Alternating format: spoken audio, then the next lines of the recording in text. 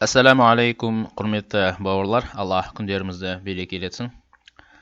Алла қаласа бүгін жаңа дәрісімізді бастаймыз. Практикалық араб тілінің бүгін 14-ші сабағы. Бүгін сілтеу есімдігі. Біз енді өткен сабақтарда 12-ші сабақты егер қателеспесем, сіздермен сілтеу есімдігін өткен болатын, жалпы жақын бағытқа қатысты. Хаза, яғни хазихи, хазани, хатани, улаика, хазихи деген секілді. Бүгін Құдай қаласа сол сілтеу есімдігін алыс бағытқа қолданатын түрін өтеміз, Алла бұйыртса. Жалпы енді бұл бір-біріне ұқсайды. Мына жерде алысқа деп тұр. Залика, залика дегеніміз анау деген ертегі. Яғни залика мысалы ер адамға болсын, затқа болсын қолданылады. Мысалы залика Мұхаммед, анау Мұхаммед. Залика мысалы бәйтун, анау үй деген секілді. Тилька болса керісінше бұл әйел тегіне қолданады. Мысалы тилька Фатима, анау Фатима. Мысалы тилька мадраса, анау медресе деген секілді. Сол секілді екілік түрі бар. Заника, яғни ер адамға қолданылады. Бұл жандыға да, жансызға да қолданылады. Сол секілді тәника, бұл әйелге де, еркекке де қолданылады. Бұл да жандыға да, жансызға да. Енді улаика дегеніміз тек қана адамға ғана қолданылады. Мысалы улаика риджал, анау ер адамдар. Мысалы улаика муслимона, анау мұсылмандар деген секілді. Сол секілді әйел тегіне де қолданады. Бұл жерде улаика мысалы муслимат, анау мұсылман әйелдер деген секілді. Ал енді жансыз зат болған кезде, яғни адамнан өзге, онда тилька қолданылады. Мысалы тилька, бірақ одан кейін көпшілік түрін айтуымыз керек. Тилька мадарис, анау медреселер деген секілді. Енді алыс арақашықтыққа арналған сілтеу есімдігіне мысал деп тұр мына жерде. Мысалдарды қараңыздар. Анау үстел, залика мактабун, анау мектеп, тилька мадрасатун. Яғни соңында тәмарбута болғандықтан бұл жерде әйел тегі. Енді қараңыздар. Заника, яғни заника дегеніміз не? Заника дегеніміз анау екеуі. Заника Мұхаммадун ва Хасанун, анау Хасан және Мұхаммад дейді. Енді әйел тегіне қараңыздар. Тәника Аишатун ва Фатиматун, анау Айша және Фатима дейді. Енді аналар, енді анаулар деп айтсақ болады. Анау деп айтсақ, анау жұмысшылар деп айтсақ болады. Бірақ негізі көпшілік түрін білдіріп тұр. Улаика амилуна, анау жұмысшылар. Улаика мухасибатун, анау есепшілер. Бұл жерде әйел тегіне қолданып тұр. Енді жансыз нәрсеге, яғни бұл адамнан басқа нәрселерге тилька қолданады деп айттық. Тилька мусташфаятун, анау емханалар. Қарасаңыздар, мусташфаят деген сөзді, мысалы шафа деген сөз ортасында тұр. Бұл шипа, яғни шипа алатын жер. Енді толық сөйлеммен мысалдар келтірейік. Қараңыздар. Залика масджидун джамилун, анау мешіт әдемі. Қайсы мешіт, қайсы әдемі екен, өздеріңіз біліп отырған шығарсыздар. Тилька хадиқатун кабиратун, анау хадиқа бақ, кабира үлкен. Заника раджулани, анау екі адам, мен Мысырдан, Египеттен. Таника сайяратани жадидатани, анау екі автокөлік жаңа. Улайка мухандисуна махируна, анау мухандис деген инженерлер ер адам, махируна, махир деген нәрсе білікті деген секілді. Тилька джамиатун ватаниятун, анау университеттер, джамиатун деген университеттер көпшіліктер, ватания деген отандық. Мына жерде астында аудармасы тұр. Енді хивар дегеніміз диалог. Бұл жерде Раушан және Хасна деген қыздың арасында. Бұл өткен диалогқа ұқсайды. Сол үшін қарап мән беріп отырыңыздар. Қараңыздар. Ахлан ва сахлан, кейфа халуки? Қош келдің, қалың қалай дейді. Раушан Хасна айтады. Ахлан ва сахлан, шукран, ана би хайрин, ва кейфа анти? Қош көрдік. Рахмет, мен жақсымын, сен қалайсың дейді. Раушан айтады. Ана би хайрин, мән залика? Мен жақсымын, бұл кім дейді. Хасна айтады. Залика ахи Мурат, анау менің бауырым Мурат дейді. Одан кейін Раушан тағы сұраққа. Уаман тилька, анау кім дейді. Мына жерде бұл кім деп тұр. Мына жерде кешіңіздер. Негізі анау. Анау кім дейді.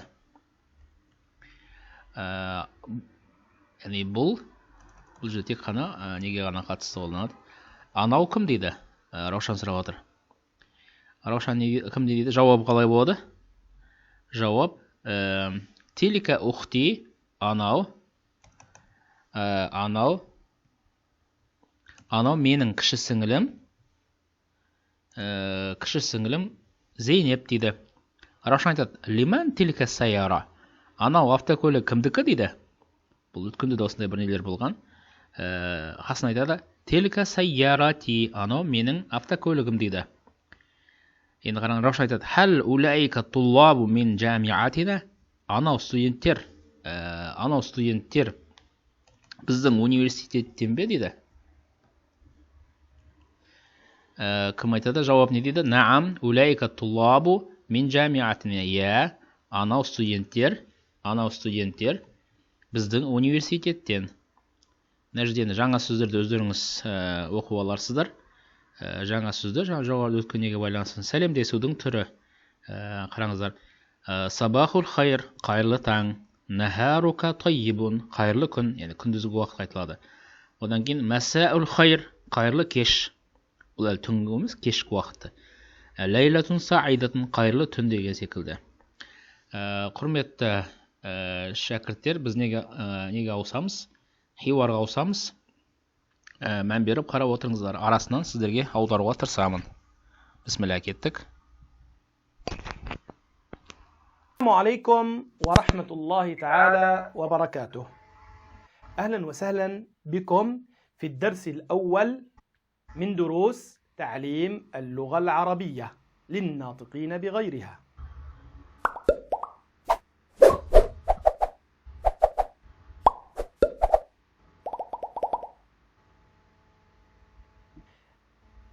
السلام عليكم. السلام الأول من دروس تعليم اللغة العربية للناطقين بغيرها.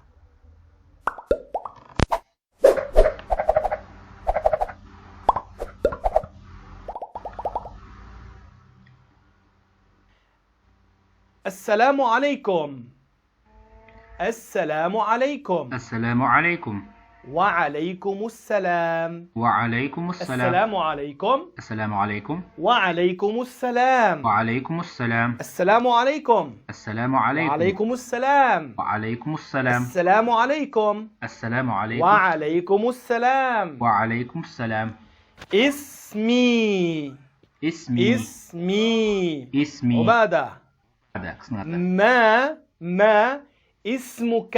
ما اسمك. اسمي عبادة. اسمي عبادة. ما اسمك. ما اسمك. ما اسمك. اسمك. اسمك. سينің атың. اسمك. اسمك. Ер адамды айтып тұр да бұл жерде. اسمك Кәрі. أحمد. اسمك أحمد. Сенің атың Ахмад. اسمك محمد. محمد. اسمك Сенің атың Мұхаммед. أحمد. Ахмад.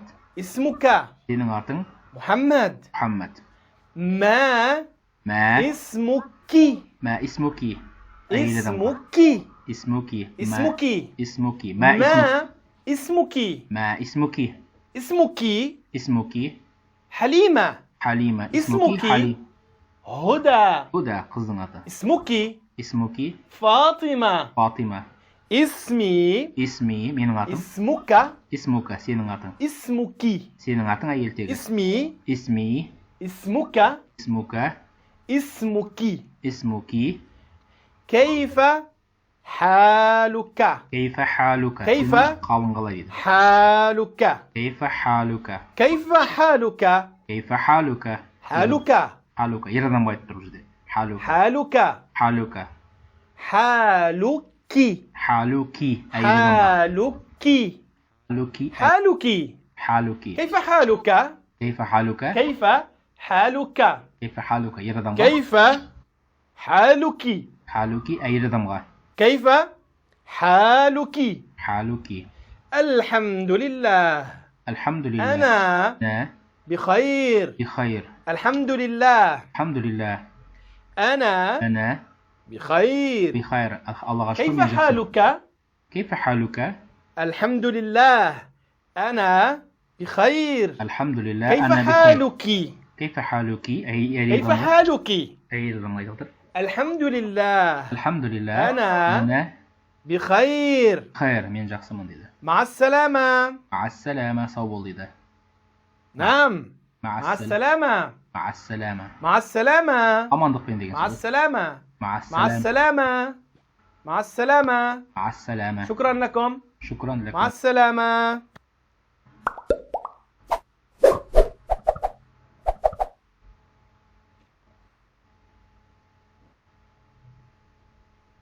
السلام عليكم. السلام عليكم. وعليكم السلام. وعليكم السلام. ما اسمك؟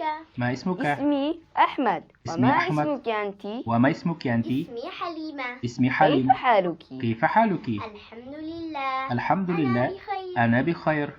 وكيف حالك أنت؟ كيف حالك الحمد أنت؟ لله أنا بخير. الحمد لله أنا بخير. مع السلامة. مع السلامة. السلامة. صوّل لذا.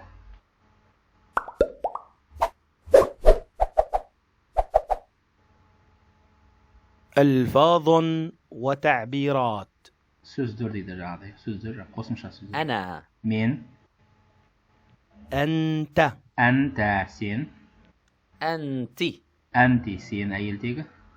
اسمي Ismi, أحمد ismi Ahmad, менің атым Ахмет. ما اسمك؟ Мәсмуки, сенің атың кім дейді? كيف حالك Кейфа халуки, сенің қалың қалай? الحمد لله. Alhamdulillah, أنا بخير мен жақсымын дейді. السلام عليكم. Assalamu alaikum. وعليكم السلام Wa alaikum assalam. مع السلامة. Ma'assalama. Sağ ol.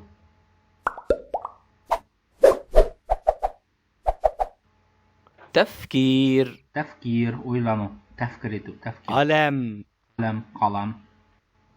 مشط Misht деген taрақ. جورب Jawrab.